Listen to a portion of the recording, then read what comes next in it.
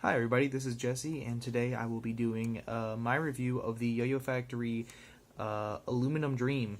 This yo-yo is a lot of fun. It's an aluminum yo-yo. I believe it's the 6085 grade. It is based off of the design for Yoyofactory's ridiculously expensive Titanium Dream, and it is also very similar in shape, much less more exaggerated, I think, than the Yoyofactory Daydream. But they are both very similar shapes. The Yoyofactory Daydream comes in at about, not the Daydream, the Aluminum Dream comes in at about $45, depending on where you buy it and all that fun stuff. I got mine for $45. This is the blue with silver splash edition. I've had it for about 6 months now, and I feel like it's time to talk about it. So it's right off the bat, you'll notice it's actually a pretty normal-sized yo-yo. It's not too big and it's not too small, unlike the Daydream, which is pretty massive as far as 1A yo-yos go. So the Daydream is a pretty medium, middle-of-the-road sized yo-yo. It has a very nice finish on it. As I'm noticing with a lot of Yoyofactory yo-yos lately, they've really got this sort of bead-blasted finish down to a science, and it works really well for the most part. The colorway looks really nice. This is the blue with silver splash. And as you can see, it's a pretty striking contrast between the two colors, and it worked really well. I think Yoyofactory did a good job on this colorway. So that's I guess that's aesthetics out of the way. Let's talk about the yo-yo itself. Not the longest spin time in the world, I've noticed, which isn't really something we have to discuss for yo-yos. But this one will go through your tricks, but it's not going to last forever. You know, it kind of slows down pretty quickly, and it doesn't spin for the longest time, which isn't a huge deal because, you know, not saying it doesn't spin for a huge time now is, you know, like saying if I'll go through like a 40-second combo and then after that it might slow down.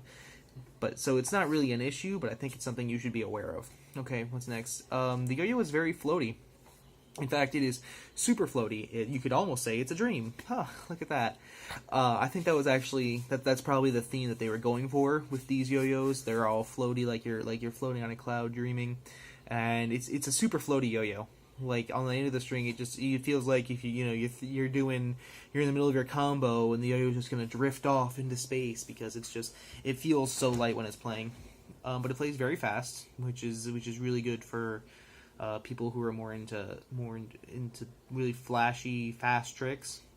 So that's good for them. But it doesn't have a problem playing slow. For instance, a lot of my tricks are much slower because I can't do hyper speed tricks, and it plays really well for those too.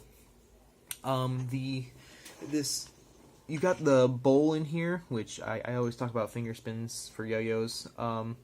Like I said, it's got a really nice finish, so that's not a problem for the finger spins. But if you want a completely vertical finger spin, that's not going to happen simply because of this nipple here inside the yo-yo, as you can see right there, and that's where the axle is housed, which is fine. If you do a slightly off-axis finger grind, it's gonna be great.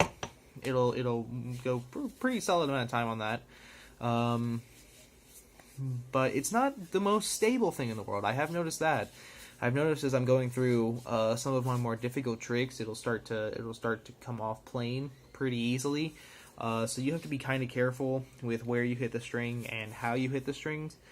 But if you really have your tricks down, it'll work for you. It's pretty good. So we've talked about stability, spin time, floatiness, I guess. I'm not quite sure what else I should talk about. It doesn't feel very heavy, which I know it's not a super heavy yo-yo. It's pretty light. Even like it feels light on the string, but just in my hand right now, it's probably I want to say almost. It feels about as heavy as the Daydream plus a nickel, which is a sort of weird benchmark to have for yo-yo weights. But yeah, it's a really fun yo-yo. And I don't really have too many complaints about it. Like I said, it's not super stable, and it doesn't spin for the longest time, but it is a really fun yo-yo, and I think it was worth my money, definitely, especially because it's become one of my favorite yo-yos in my collection, and it plays really well. If you have your tricks down, it's not going to be a problem for you, and if you can nail them in a pretty decent amount of time, it'll work for you. So as you know, I rate my yo-yos on a buy, wait for sale, wait for deep sale, or never touch rating. This is a buy, but with some caveats. If you don't want a yo-yo that isn't very stable, this is probably a wait for sale. If you don't want a yo-yo that won't spin for the longest time, this is a wait for sale.